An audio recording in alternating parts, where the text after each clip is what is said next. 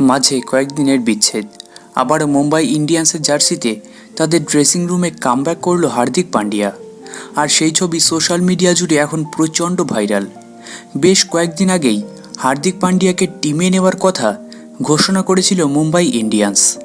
এরপরই রোহিত শর্মাকে সরিয়ে তাকে ক্যাপ্টেনের পদে বসিয়েছিল মুম্বাই ইন্ডিয়ান্স। আগামী 22শে মার্চ থেকে শুরু হতে চলেছে এবারের আইপিএল। তারই প্রস্তুতিতে মুম্বাই ইন্ডিয়ান্সের শিবিরে যোগ দিলেন ভারতীয় টিমের এই তারকা ক্রিকেটার।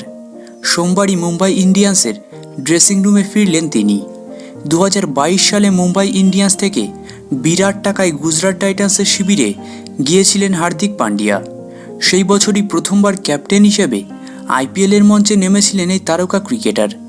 প্রথমবারই কার্যত সকলকে চমকে দিয়েছিলেন হার্দিক পান্ডিয়া। প্রথম আইপিএলেই চ্যাম্পিয়ন হয়েছিল গুজরাট টাইটান্স। সেখানে ক্যাপ্টেন্সিতে যেমন নজর কেড়েছিলেন, তেমনই নিজের পারফরমেন্স দিয়েও সকলকে হতবাক করে দিয়েছিলেন হার্দিক পান্ডিয়া। এবার মুম্বাই ইন্ডিয়ান্সের ক্যাপ্টেন হয়েও সেই সাফল্যের রাস্তায় তিনি এগিয়ে যেতে পারেন কিনা সেটাই এখন দেখার বিষয়।